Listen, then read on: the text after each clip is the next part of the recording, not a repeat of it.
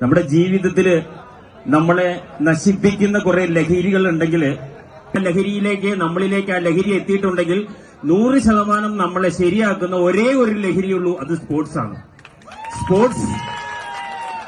സ്പോർട്സില് football ആയിക്കോട്ടെ, cricket ആയിക്കോട്ടെ, ഏതാണെങ്കിലോ നിങ്ങൾ 100% നമ്മളോ നമ്മുടെ മക്കളോ ഇറങ്ങിയിട്ടുണ്ടെങ്കിൽ നമ്മുടെ ജീവിതം വേറെ ഒരു ലഹരിയും തട്ടിപ്പറിച്ച് കൊണ്ടുപോകില്ല, നമ്മൾ നശിച്ചു പോകില്ല. അതിന് ഏറ്റവും വലിയ തെളിവ്, ഇപ്പോൾ അവിടെ കുറച്ചു മുമ്പ് എതിർ ടീമിന്റെ ആളുടെ കാലിൽ മസിൽ കയറി വീണപ്പോൾ എതിർ ടീമിന്റെ ആളാണെന്ന് പോലും നോക്കാതെ ചെന്ന് ആ കാലിന്റെ മസില് ശരിയാക്കാൻ വേണ്ടി കാല് പിടിച്ചു നിർത്തുന്ന ഒരു സീൻ നമ്മൾ കണ്ടു.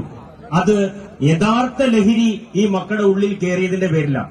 പക്ഷേ മറ്റേതൊരു ലഹരി ആയിരുന്നെങ്കിലും എതിർ ടീമിന് ആ സഹായം നമ്മൾ ചെയ്തു കൊടുക്കില്ല, അവിടെ ഒരു അപകടമായിരിക്കും ഉണ്ടാകുക.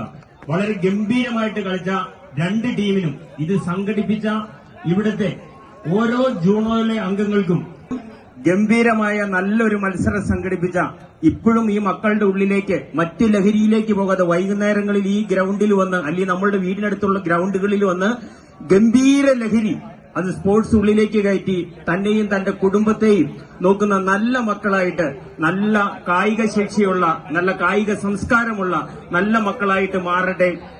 ഒരു കാര്യം കൂടി പറഞ്ഞിട്ട് നിർത്താം.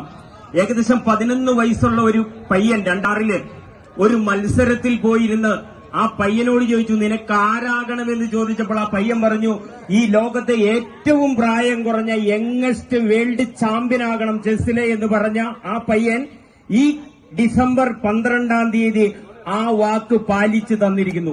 നമ്മുടെ മക്കളുടെ മുമ്പിലേക്ക് അതുപോലെയുള്ള ഒരു തീരുമാനം, നമ്മൾ ഉറച്ച തീരുമാനം എടുത്തിട്ടുണ്ടെങ്കിൽ മക്കളെ, നമ്മൾ സന്തോഷ് ട്രോഫിയിലല്ല, നമ്മൾ ഇന്ത്യക്ക് വേണ്ടിയിട്ടല്ല, പുറത്തേക്ക് നമ്മുടെ ഈ നാട്ടിൽ നിന്ന് ഒരുപാട് പേര് പോയിട്ടുണ്ട്, ഈ ഗ്രൗണ്ടിൽ കളിച്ചവർ പോയിട്ടുണ്ട്, നമ്മളും പോകും. അതിന് നിങ്ങൾക്ക് ഓരോരുത്തർക്കും കഴിയട്ടെ, അതിന് ഈ നാട്ടുകാരുടെ എല്ലാ ബ്ലെസ്സിങ്ങും ഉണ്ടാകട്ടെ എന്ന് മാത്രം പറഞ്ഞുകൊണ്ട് നിർത്തുന്നു.